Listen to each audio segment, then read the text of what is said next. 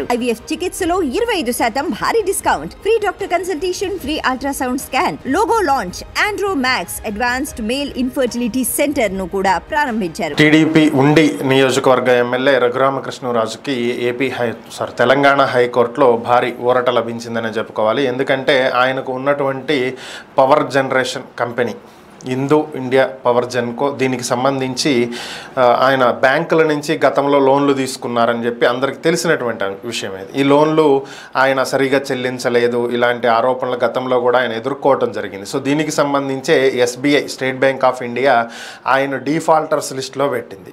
So అయితే దీన్ని సవాల్ చేస్తూ ఆయన తెలంగాణ హైకోర్టులో పిటిషన్ దాఖలు చేయడం జరిగింది.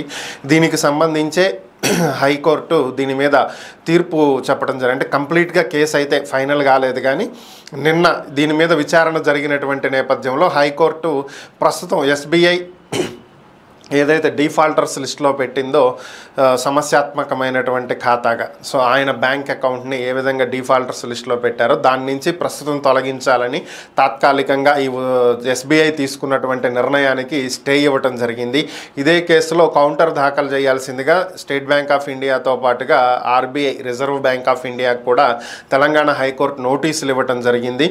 మరి దీని తర్వాత ప్రొసీడింగ్స్ ఏ విధంగా ఉంటాయి ఏంటనేది అయితే తెలియాల్సింది.